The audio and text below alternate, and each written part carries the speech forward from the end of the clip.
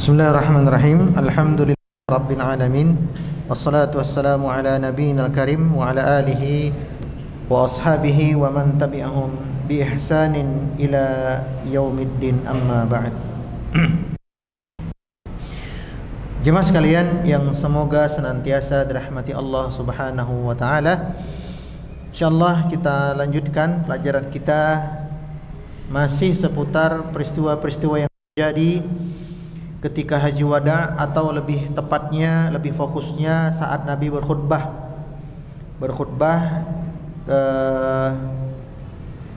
di mana? Di Arafah ya. Berkhutbah ketika Nabi wukuf di Arafah. Pada pertemuan sebelumnya telah kita sebutkan beberapa isi dari khutbah Nabi sallallahu alaihi wasallam yang membahas tentang larangan-larangan di dalam agama Islam. Ya, ini diantaranya perkara-perkara jahiliyah. Ya. Mulai hari ini kata Nabi apa? Aku haramkan atas kalian nyawa dan harta kalian. Kemudian yang kedua, segala bentuk amal-amal jahiliyah mulai hari ini semuanya berada di bawah telapak kakiku. Dan perkara jahiliyah yang pertama aku hapuskan adalah tuntutan nyawa, kasus pembunuhan di masa jahiliyah. Dan yang kedua, tuntutan riba di masa jahiliyah. Kemudian Nabi juga berwasiat agar para laki-laki untuk bertakwa kepada Allah terkait urusan wanita, yaitu istrinya. Wattaqullahu fin nisa, kata Nabi. Bertakwalah kepada Allah dalam urusan istri-istri kalian. Kalau istri berbuat salah, langkah pertama apa? Nasihat. Ya, dinasihati dengan cara yang baik. Kalau ternyata setelah dinasihati kok istri belum juga sadar, belum juga berubah, nasihati lagi. Ya. Sampai beberapa kali. Jangan cuma sekali doang nasihatnya, beberapa kali. Dan itu diseling seminggu kemudian. Jangan tiap hari dinasihati. Ternyata setelah dinasihati masih bengkok, belum lurus juga. Maka step yang kedua adalah fahjuruhun fil madaji', jauhi mereka di ranjang, yaitu ketika tidur, ya, bahasa Jawanya ojo dikekep, dikeloni kok dikekep, ya, semaput kok malah dikekep. Ojo dikeloni, dipunggungi, dicuekin di kasur. Ada suara krik, mas, bodoh amat, ya, gitu. Ini tahziran, peringatan untuk istri, biar dia sadar akan kesalahannya. Dan itu beberapa waktu.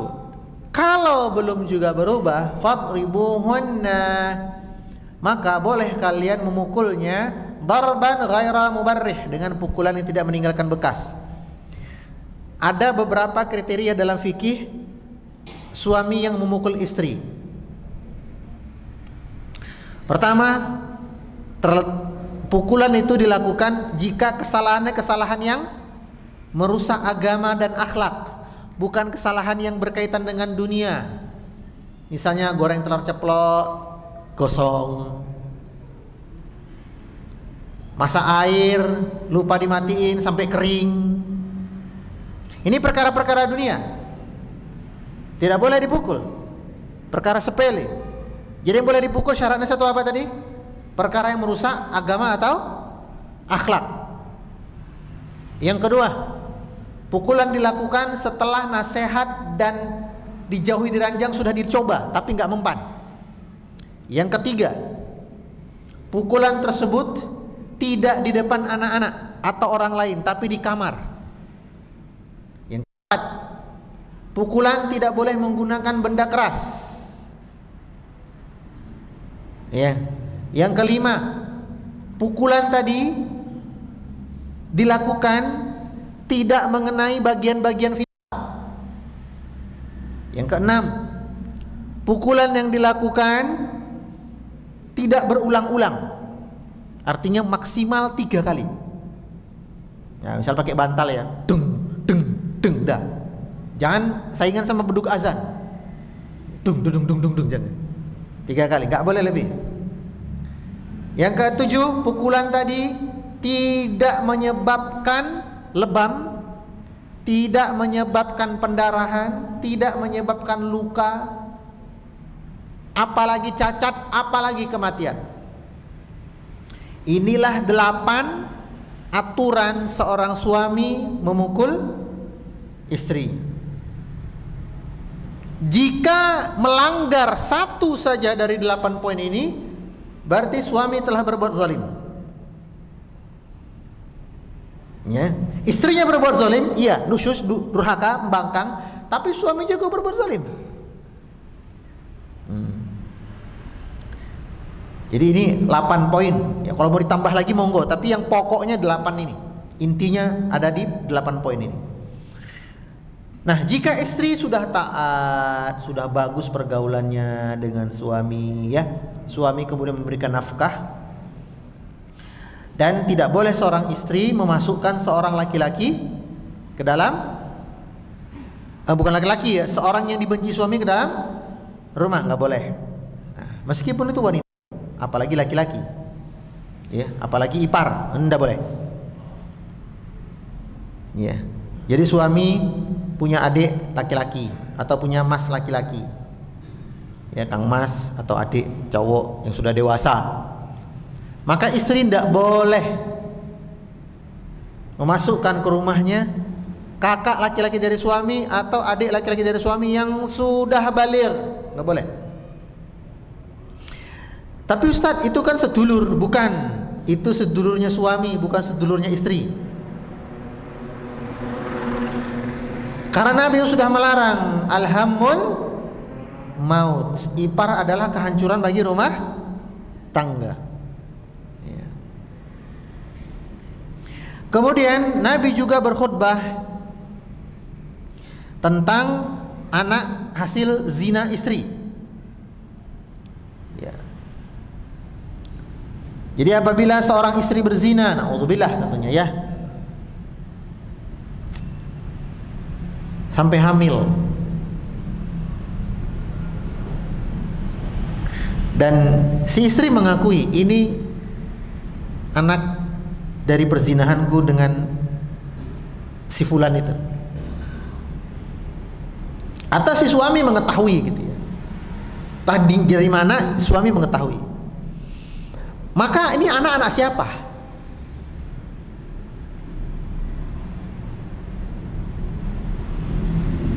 Jawabannya menjadi anak lil farash, kata Nabi. Al waladu lil farash.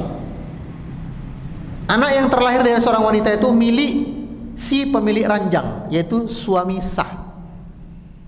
Selama si suami sah tidak mengingkari keberadaan ini anak. Jadi misalnya ayah biologisnya datang, iki anakku iki. Suami yang mengakui bahwa enggak, ini anak saya anggap anak saya, maka itu anak jadi milik si suami, enggak boleh diambil oleh ayah biologisnya. Berarti nasabnya gimana? Kepada siapa? Kepada si pemilik ranjang. Kepada si pemilik ranjang. Adapun urusan dosa, katanya Nabi, wa hisabahu 'ala Allah. Adapun urusan perkara hisab amal mereka itu ada di tangan Allah. Yang di tangan kita masalah fikihnya. Gitu loh. Masalah mereka nanti diazab oleh Allah atau diampuni oleh Allah, itu terserah Allah. Nah, ini kasusnya.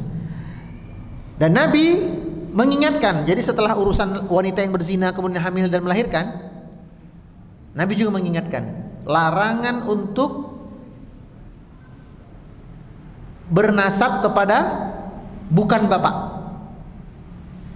bernasab kepada bukan ayahnya. Ngaku-ngaku, ya, ngaku-ngaku nasabku ini ketemu di sini. Oh, saya kalau diurut nih nasab saya. sampai gitu ya. Itu haram. Dan Nabi melaknat, katanya Nabi sallallahu alaihi wasallam, la'natullah wal malaikah wan nasi ajma'in. Laknat dari Allah, dari malaikat dan seluruh manusia bagi seseorang yang menasabkan dirinya kepada selain nasab bapak dan kakeknya. Berarti mereka-mereka yang terkena laknat adalah mereka-mereka yang juga mengaku termasuk zuriat Nabi, yang ngaku-ngaku keturunan Nabi Muhammad. Kami ini ahli baitnya Nabi, kami keturunannya Nabi, maka kami ini Habib. Nah, kalau dia mengaku-ngaku padahal bukan, terkena apa tadi hukumannya? Laknat Allah, malaikat dan seluruh manusia. Dan tidak ada penisbatan nasab yang paling besar dosanya melebihi penisbatan nasab kepada Nabi padahal bukan zuriat Nabi. Oke. Lalu bagaimana kalau ternyata benar bahwa orang tersebut adalah zuriat Nabi, keturunan dari Nabi? Maka kita katakan, kita memuliakan bukan karena sosok dianya, tapi dari sosok nabinya. Kita muliakan kalau baik. Tapi pemuliaan kita sebatas amal dia seperti apa. Semakin bagus amal dia, maka kita semakin memuliakan. Jadi pemuliaan kita kepada keluarga Nabi bukan sekedar nasab, tapi amalnya kayak gimana dulu, gitu ya. Bukan sekedar nasab. Sebab kalau mentang-mentang nasabnya Nabi terus semua diterabas aturan-aturan agama, kita tetap memuliakan, ini penjilat namanya. Mana salatnya dia? Istrinya menutup aurat enggak? Dia menjaga pergaulan enggak? Dia menjauhkan diri dari perkara yang haram enggak? Dia menjauhkan diri dari perkara yang makruh enggak? Dia menjaga diri dari meminta-minta enggak? Atas nama donasi. Padahal zuriyahnya Nabi, keluarganya Nabi haram dari menerima sedekah, apalagi sampai meminta-minta. Maka kita hormati dia sekedar seberapa bagus amal solehnya. Bahkan Fatimah sekalipun sudah diancam oleh Nabi sallallahu alaihi wasallam, "Wahai Fatimah, kalau kau mintalah dari ayahmu, aku beri. Aku beri, tapi aku nggak bisa menolongmu dari siksaan Allah." Tuh, Fatimah loh, putri Nabi langsung, bukan putri yang udah keturunan ke 140, bukan. Putri Nabi langsung ini, "Wahai Fatimah, kalau kau ingin sesuatu dari ayahmu ini, mintalah, fas'al, minta fas'alat. Mana yang kau minta, aku kasih. Tapi di hadapan Allah, aku nggak bisa bilang kau. Dan ketahui Fatimah, seandainya engkau mencuri, tanganmu tak potong." Itu Fatimah mencuri, Nabi ancam apa? Potong tangannya. Ini takut turunan keberapa mencuri uang umat. Nah, ini bahayanya orang-orang yang ngaku Nabi. Lalu kalau ternyata mereka nasab Nabi betul, amal mereka soleh, wah kita muliakan. Ya, kita muliakan benar. Kita dahulukan kepentingan dia. Ya, kita hadiahkan sesuatu dari harta kita. Hadiah bukan sedekah. Ya, hadiah. Nah, itu harus sesuai kadar apa? Amal solehnya. Ya. Selanjutnya, larangan bagi seorang istri, la tunfiqul mar'ata min baitiha syai'an. Tidak boleh seorang istri mengeluarkan sesuatu dari suaminya kecuali telah diizinkan oleh apa? Suami. Lalu seorang wanita bertanya, "Ya Rasulullah, fa kaifat ta'am? Bagaimana dengan makanan? Apakah harus izin dulu?" Kata Nabi, "At-ta'am khairul mal." Justru makanan itu sebaik-baik hartanya suami. Jangan sembarangan kau keluarkan dari rumah. Karena bisa jadi, Bu, kue putu yang dibeli suami tadi pagi lalu dimasukkan ke kulkas, mau dia makan nanti malam. Jangan buru-buru dikasih ke orang. Ya. Itu milik suami. Kalaupun mau diberi, izin. Pak di WA gitu. Lagi sibuk nggak? Lagi di kantor. Oh, iki pukisnya masih ada 6. Nek tak kei bocah-bocah sing dolan ning kene piye? Ada nih teman-temannya si Dede nih. Nah, nih aja kecil main di teras nih 3 orang. Pukisnya ada 6. Nah, lah 1 orang 2, 1 orang 2. Boleh enggak? Izin. Ya. Jangan sembarangan mengeluarkan harta suami, enggak boleh.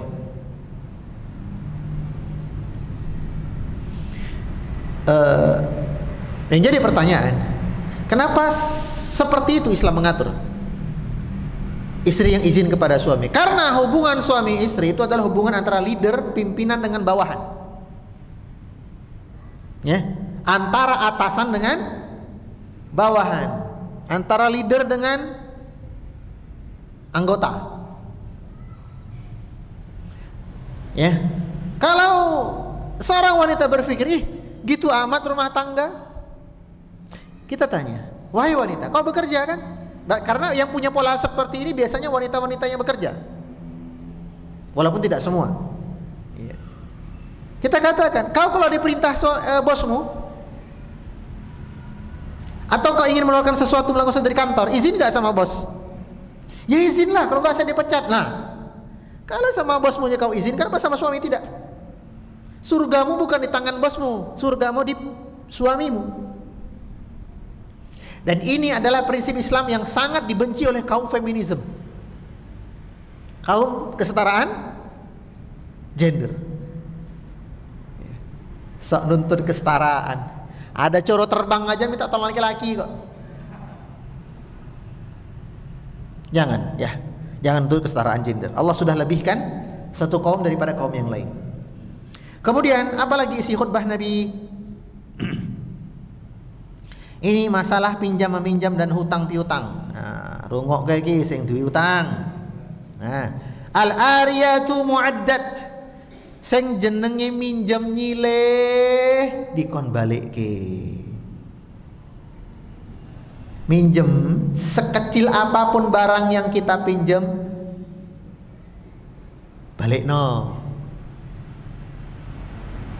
Ya. Contoh, ibu-ibu nyileh sutil gone tangga. Lalu tangga bilang, "Oh enten Bu, tapi wis lawas iki sutile." Jadi si tetangga udah punya sutil baru. Hadiah ulang tahun pernikahan. Sutil baru. Nah, yang lawas yang dipinjemin gitu loh. Tak pinjam ya Bu? Nggih, monggo. Santai mawon. Saya masih ada tuh solusin. Nah, ini sutil yang dipinjam ini, kalau sudah selesai penggunaannya segera dikembalikan. Jangan pernah punya perasaan, kan jari Yumarkonah kayak sutilnya si honorolas. Mesti ki ora dinggo ya ngopo tak balike. Nah, nggak boleh. Namanya minjam, kembalikan secara utuh. Berarti apabila terjadi cacat pada barang yang kita pinjam, gimana? Ganti untung. Ganti rugi atau ganti untung? Ganti rugi lah ya. Ganti rugi. Kalau ternyata sutilnya patah, ya kita ganti. Makanya saya itu paling anti minjem barang-barang di tetangga. Anti banget saya. Karena apa? Kalau terjadi sesuatu dadak tuku anyar. Iya toh? Berarti asline iso tuku anyar lah, ngopo nyile. Itu cara saya berpikir seperti itu. Paling gak mau saya minjem punya tetangga. Karena kalau terjadi sesuatu dadak nukok ke, lah berarti kan sanggup, kenapa minjem? Ya mending beli sekalian. Kalaupun terjadi sesuatu, kan punya kita sendiri. Harus dikembalikan utuh. Jadi kalau patah sutilnya, kembalikan. Apalagi nih, Yang kita pinjam barang-barang yang klasik. Wah, ini berat banget. Tahu cangkir lawas sing cete warna hijau putih? Nah, itu antik ya, barang-barang lawas. Kualitasnya beda loh. Ada memang diproduksi lagi, tapi jauh banget kualitasnya. Jauh banget. Ibu saya masih nyimpen itu. Barang peninggalan nenek saya. Itu mahar waktu nenek saya menikah. Lengkap dengan tahu ceret itu ya, tekonya itu. Wah, terus gelasnya ada 4. Itu nggak pernah dipakai sama ibu saya, nggak pernah. Saking sayangnya, lah apalagi saya mau minjem, nggak berani saya. Karena apa? Kalau terjadi sesuatu, nyari barang yang sama bentuk dan kualitasnya, zaman sekarang kayaknya nggak ada. Ya, jadi hati-hati dalam meminjam. Nah, di dalam fikih Islam sendiri ada aturan-aturan fikih seputar meminjam.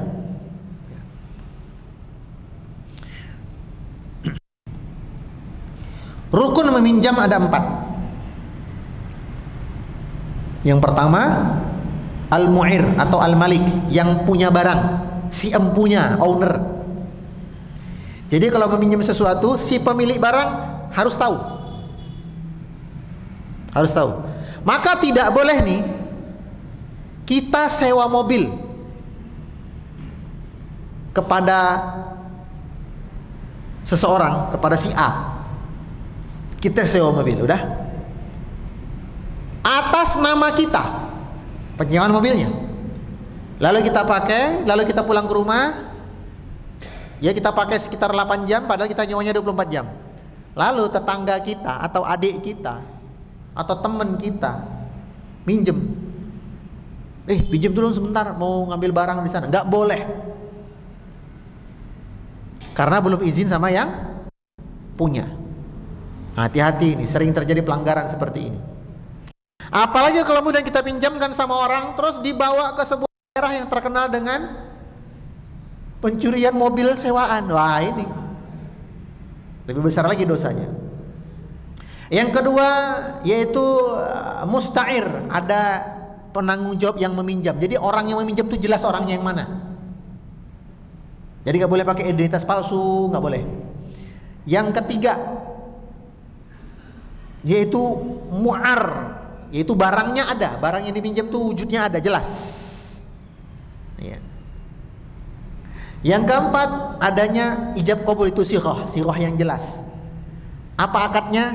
Pinjam. Apa barang yang dipinjam? Ini. Siapa yang meminjam? Ini orangnya. Barang siapa yang punya? Ini. Berapa lama dipinjam? Untuk apa dia dipinjam? Ya. Nah, itu harus jelas.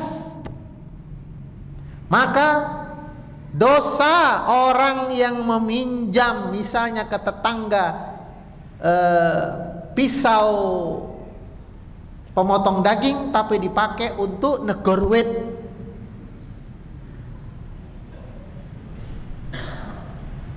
Dan saya mengalami itu. Pisau pemotong daging harganya murah atau mahal? Hah? Yang asli mahal. Itu saya beli 600-an. Lalu dipinjam oleh seseorang, dipakai untuk motong dahan-dahan pohon. Jadi ketika saya mau pakai lagi, heran saya, kok pisaunya ada jeriji-jeriji, nggak lancip lagi. Dan orang tersebut adalah istri saya. Dia minjam pisau daging saya untuk motong ranting-ranting pohon yang dia rawat. Masya Allah. Saya bilang, kamu dosa loh dek sama saya. Loh, dosa kenapa mas? Saya jelaskan, ini loh, akad jual beli itu seperti ini. Kamu menggunakan tidak sesuai fungsi. Loh, emang negor pohon berdosa? Enggak, bukan negor pohon asing berdosa. Tapi alat untuk memotong pohonnya bukan alat yang semestinya. Harus minta ridho mas dulu. Harus minta. Kalau enggak mas nikah lagi, enggak ya. Itu. Jadi kalau kita minjam sesuaikan fungsi barangnya.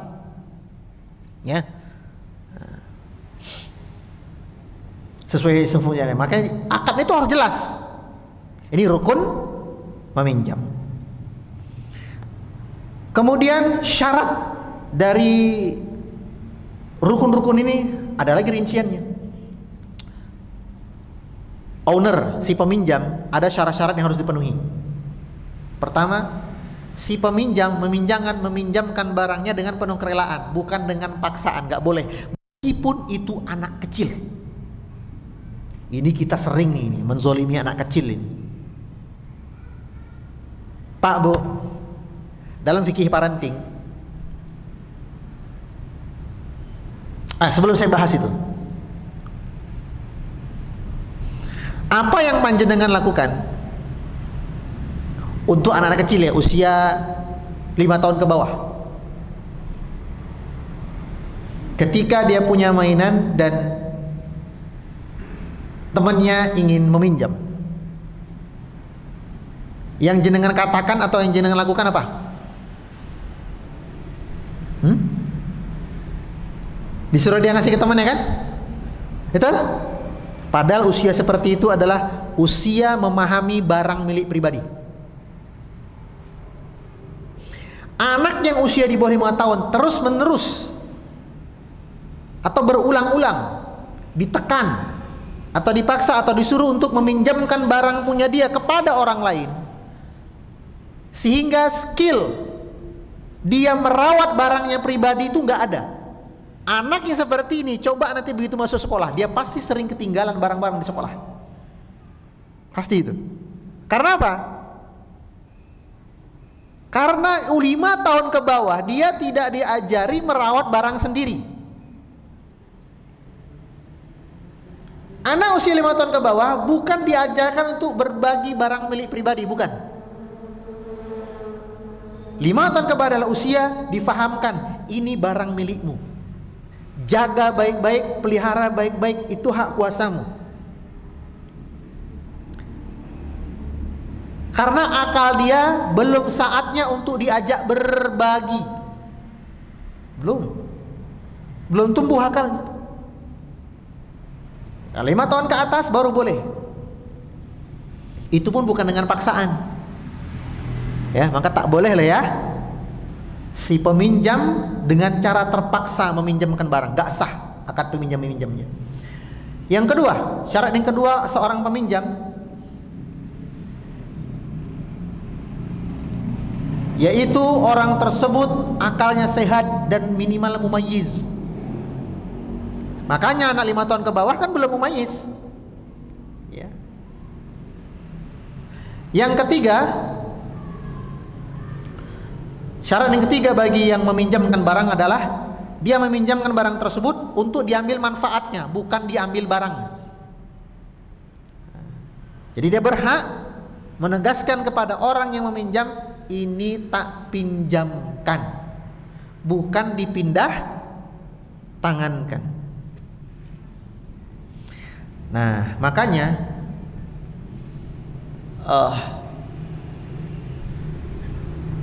salah satu kiat yang sering kita lalai terhadap anak-anak kita adalah semua barang yang kita limpahkan kepada anak kita itu semua akadnya hadiah. Tidak ada satupun akadnya yang pinjam. Ini dampak buruk bagi anak, apalagi generasi Z. Makanya anak generasi Z, yaitu yang kelahiran 2004 ya, 2004 ke atas, 2004, 2005 ke bawah apa ke atas ya, 2004, 2005, 4, 5, 6, 7 sampai 2020. Itu kan generasi Z ya, generasi strawberry. Generasi yang tampilan luarnya bagus tapi mentalnya rapuh. Karena apa? Karena kita generasi milenial salah mendidik mereka. Semua barang-barang yang ada di tangan mereka itu semua akadnya adalah hadiah, pemberian. Sehingga yang tertanam di benak mereka adalah kemudahan mendapatkan sesuatu tanpa effort. Generasi seperti ini gak akan siap menghadapi tekanan pekerjaan. Makanya teman-teman saya yang HRD, pemilik-pemilik perusahaan atau HRD, itu ngeluh dengan generasi yang kelahiran 2004, 2005 terus. Kenapa? 1 bulan gak betah keluar, 3 bulan gak betah keluar. Maunya mereka kerja gampang, duit lancar, bisa healing, bisa beli iPhone. Itu keinginan mereka. Jadi mereka bekerja seperti pengen dapat hadiah tanpa perlu effort yang luar biasa. Kenapa itu bisa terjadi? Karena kita orang tua salah didik. Maka selayaknya ada barang-barang yang pure kita hadiahkan tanpa ada sesuatu yang dia kerjakan. Ini hadiah kasih sayang namanya. Ada hadiah yang kita berikan karena dia telah melakukan suatu pengorbanan. Ada barang-barang yang kita pinjamkan. Jadi kita bagi kelompok-kelompoknya. Yang pertama tadi apa? Hadiah pure, murni hadiah tanpa ada embel-embel. Ini karena kasih sayang, mahabbah, kecintaan.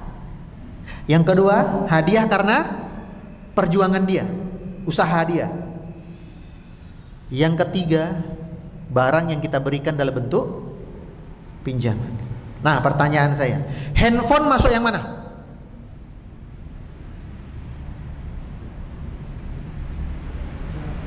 Pinjaman, betul.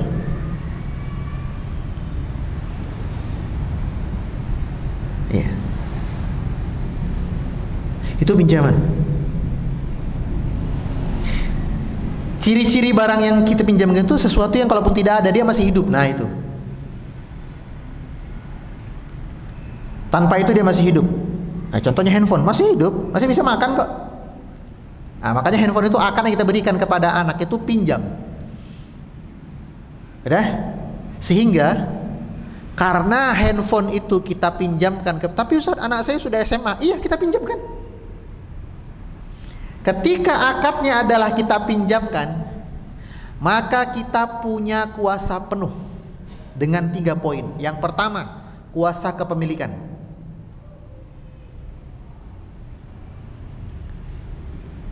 Jadi nak, ini HP ayah bunda pinjamkan untuk kamu, untuk mendukung studi, komunikasi dan semisalnya. Sehingga bila ada peraturan-peraturan yang kau langgar dalam penggunaan handphone ini, ayah bunda berhak mengambil alih kembali. Yang kedua, ayah bunda yang hendak meminjamkan handphone kepada anak harus punya kuasa penuh akan waktu penggunaan. Kalau ayah bunda bapak ibu nggak bisa menerapkan itu kepada anak, jangan kasih anak handphone. Yang ketiga, bapak ibu ayah bunda harus menguasai teknologi. Jangan sampai anak lebih pintar daripada orang tua. Kalau 3 hal ini bapak ibu nggak punya, nggak boleh ngasih handphone kepada anak. Kecuali kalau anda pengen anak rusak, silahkan.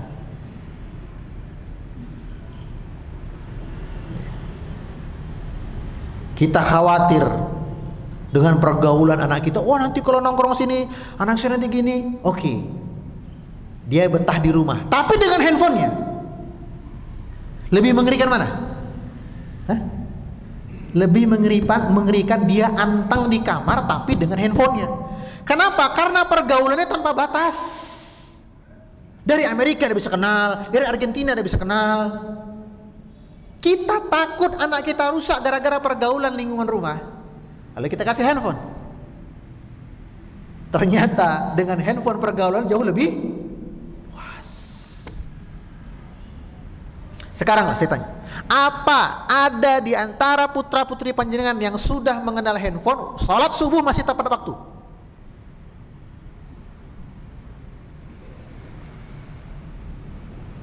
Tak ada. Tak ada kan? Karena kita tidak punya tiga tadi. Hak kepemilikan, hak penetapan waktu, sama penguasaan teknologi.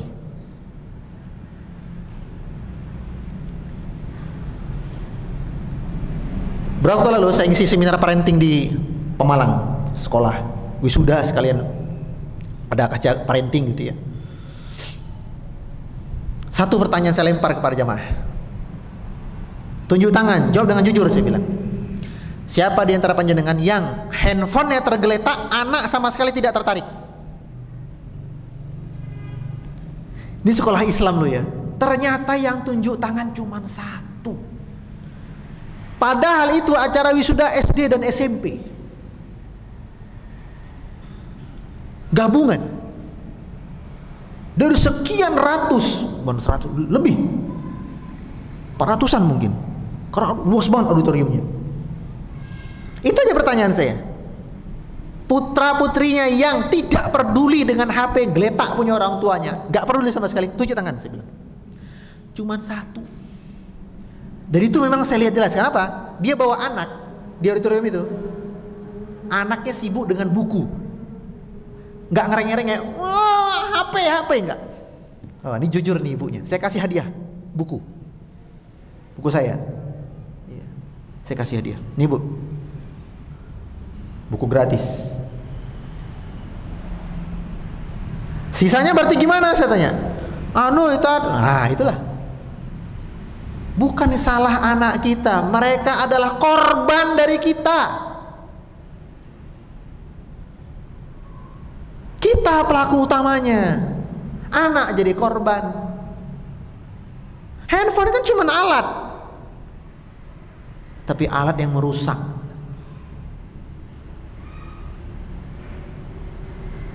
Merusak generasi. Maka sekali lagi, handphone untuk anak kita itu bukan hadiah. Akadnya harus pinjam meminjam. Before everything too late, sebelum semuanya terlambat. Ya.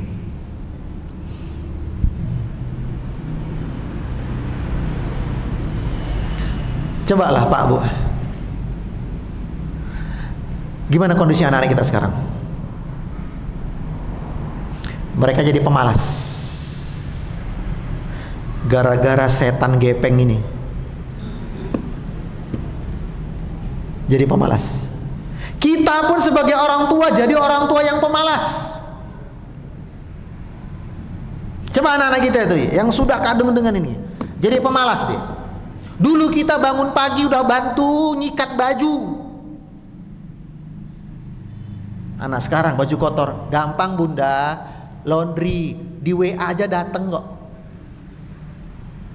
Dulu kita kalau lapar, dadak ngulek. Anak sekarang GoFood, jadi pemalas. Dulu kita kalau mau tugas nyari data ke warnet, 1 jam 3.000 perak, betul? Sehingga gimana pun caranya, pokoknya 1 jam ini tugas harus kelar data-datanya. Jangan sampai nambah, nanti bayarnya tak beda lagi. Zaman sekarang sambil rebahan, oh ya dapat semua. Anak jadi pemalas. Tapi ingat, gara-gara ini juga orang tua jadi pemalas. Anak nangis, nyoh. Dulu orang tua kalau anak nangis, coba ingat-ingat masa kecil kita sama orang tua kita. Kita nangis sampai lakukan orang tua, gendong. Apa toh? Pak, wes. Masih juga dibawa naik sepeda ontel keliling kampung. Ya toh? Karena orang tua nggak punya pilihan, nggak ada handphonenya. Sekarang anak ngambek, anak nangis, anak macam-macam, solusinya satu, kita jadi orang tua pemalas. Kita jadikan anak kita sebagai korban terbesar atas kesalahan kita. Maka koreksi, kita perbaiki before everything too late. Saya mengamati kemarin liburan sekolah 1 bulan, kenaikan kelas betul ya? Tetangga-tetangga subhanallah, pagi matanya masih penuh belean gitu. malam juga begini. Bangun pagi mata merah, kesiangan lagi bangun jam 8 baru bangun. Alasannya kan nggak sekolah. Jadi mereka bangunkan anak untuk sekolah tok. Seolah-olah anak itu abdul madrasah, hambanya sekolah, bukan hamba Allah. Siang gitu juga panas terik, ngumpul main lagi HP. Sore malam gitu, la haula wala quwwata illa billah. Rusak bener. Dan itu semua salah kita sebagai orang tua. Anak hanya korban, Pak, Bu. Hanya korban mereka. Ya. Nah, ini apa namanya? Syarat dari si peminjam. Ya. Kemudian masalah berikutnya adalah masalah hutang. Wal minhatu mabdudah. Mohon maaf, masih peminjaman juga ini. Hewan yang kau pinjam untuk diperah susunya, kembalikan lagi hewan tadi kepada si pemilik. Nah, contoh kasus di lapangan apa? Minjem motor. Ingat tadi ya, akadnya kan ada ya, harus jelas. Pinjem motor, berarti yang dipinjem motornya utuh bensinnya. Ya, akadnya apa tadi? Bro, nyileh montore sih, seng disileh montore. Akadnya. Ya, berarti bensinnya nggak minjem ini. Maka hati-hati. Kecuali sudah menjadi urf. Minjem motor ya sak bensinnya. Namun ingat, ya dikira-kira juga lah. Kalau cuma dari sini ke ATM dekat sana 1 menit naik motor ya. Nek minjem sampai ke Tawangmangu yang entek bensinnya ya beda cerita. Kembalikan dalam keadaan utuh bensin sebagaimana kita minjem kalau jauh perjalanan. Ya. Kemudian wadainu maqdiyun, hutang segera dilunasi. Ya.